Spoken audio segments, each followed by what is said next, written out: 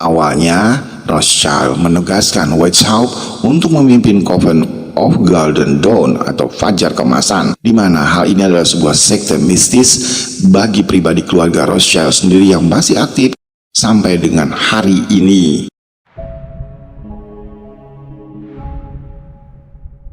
Assalamualaikum warahmatullahi wabarakatuh. Jumpa kembali di channel Baraya Pembelajar.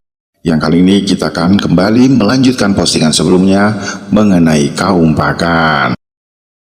Seperti yang telah dijelaskan, sejarah dan awal berdirinya kaum pagan tak terlepas dari sejarah dunia yang mencatat bahwa ada sebuah dinasti yang kaya raya, yaitu dinasti Rothschild. Dinasti ini merupakan dinasti paling terkemuka di Eropa pada abad pertengahan. Adalah seorang Sir Mayer Amschel Rothschild, merupakan sesepuh dari dinasti ini yang juga disebut sebagai Rothschild pertama. Keluarga dari kaum Yahudi ini pernah tinggal di sebuah rumah besar di pojok Judenstrasse, yaitu Jalan Yahudi di kota Bavaria, yang saat ini berada di Jerman. Kuat diduga bahwa Rothschild pertama merupakan pewaris kelompok Templar yang telah dibasmi dari seluruh Eropa oleh Paus Clement IV dan Raja Perancis, yaitu King Philip le Bel di tahun 1307. Dan pada tahun 1314, Grandmaster terakhir Templar bernama Jacques de Molay yang pernah dibakar hidup-hidup hingga menemui ajalnya. Saat dibasmi, Templar yang menyelamatkan diri ke Skotlandia dan satu-satunya wilayah di Eropa Tengah yang diekskomunikasikan dari gereja. Namun, Skotlandia bukanlah satu-satunya tempat persembunyian dari kaum Templar.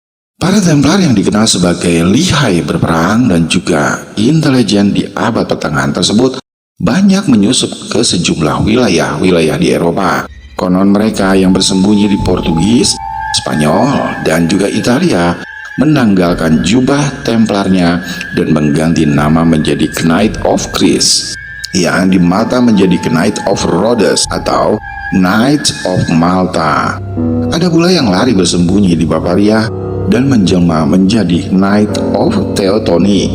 Penangkapan dan pengadilan atas Templar ini di Bavaria dilakukan dengan penuh sandiwara dan penuh drama, serta tidak dilaksanakan dengan sepenuh hati. Sebab itu, organisasi ini masih eksis selama berabad-abad lamanya di Bavaria dan juga klandestin di Eropa, serta menemukan tokoh baru di wilayah baru ini, seorang Yahudi paganisme yang sangat kaya raya dan cukup dekat dengan praktek-praktek klinik dan okultisme seperti halnya Templar.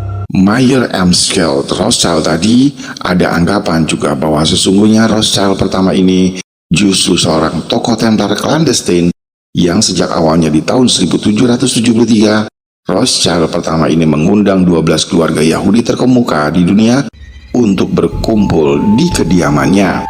Dalam pertemuan tersebut, Rothschild pertama pernah mengeluarkan dan membacakan 25 butir strategi penguasaan dunia yang terdapat di dalamnya Kongres Zionis Internasional pertama di kota Basel, Swiss pada tahun 1897. Dikisahkan menjadi legenda gerakan Zionis Internasional saat itu dengan nama Protocolat of Zions.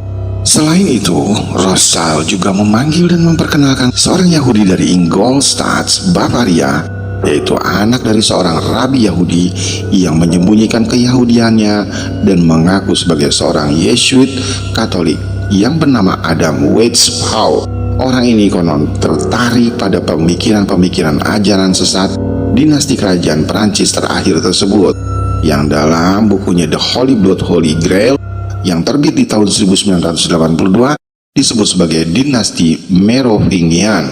Awalnya, Rothschild menugaskan Weishaupt untuk memimpin Coven of Golden Dawn atau Fajar Keemasan, di mana hal ini adalah sebuah sekte mistis bagi pribadi keluarga Rothschild sendiri yang masih aktif sampai dengan hari ini.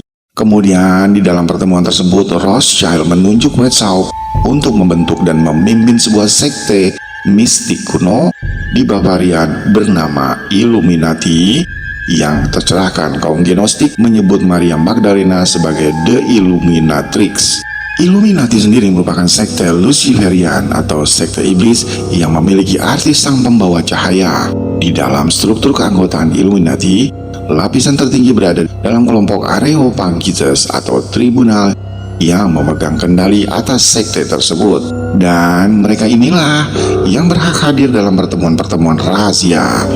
Seorang bernama Nesta Helen Webster dalam World Revolution, The Plot Against Civilization yang terbit di tahun 1921 menyebutkan bahwa keahlian Illuminati adalah dalam seni menipu dan memanipulasi yang akhirnya memanjakan dan menggerakkan beberapa mimpi orang-orang lugu dan memprovokasi serta mengarahkan mimpi-mimpi orang fanatis dengan memuji-muji dan mendongkrak keangkuhan serta kesombongan intelektualitas mereka.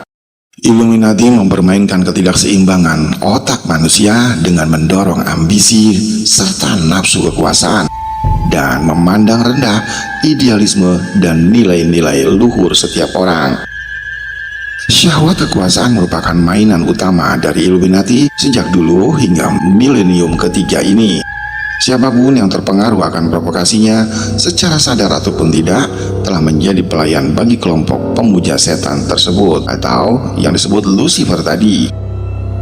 Webster menegaskan tujuan utama dari Illuminati adalah untuk meraih kekuasaan dan kekayaan di bumi ini.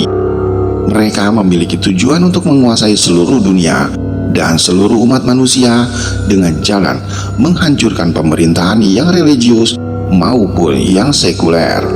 Illuminati akan bertahta dalam satu tatanan dunia yang sama sekali baru yang mereka namakan sebagai The New World Order. Hal ini guna menuju penguasaan dunia dari visi mereka.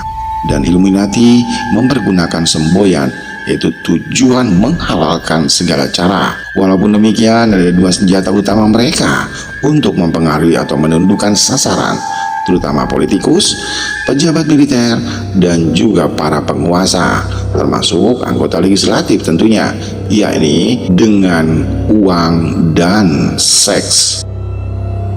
Dalam video berikutnya nanti akan kami coba paparkan kisah penyatuan dari sekte Illuminati dengan gerakan Freemasonry, dan keduanya merupakan gerakan Yahudi penganis, dan juga kisah tentang Baron Franz Friedrich Nietzsche yang pada tahun 1780 telah direkrut menjadi anggota dan sikap Comte de Vario yang keluar dari sekte tersebut. Nah, untuk saat ini kami cukupkan video kali ini. Silakan jika ingin berkomentar. Semoga kita berjumpa kembali di video postingan berikutnya. Terima kasih menonton. Sampai berjumpa kembali. Assalamualaikum warahmatullahi wabarakatuh.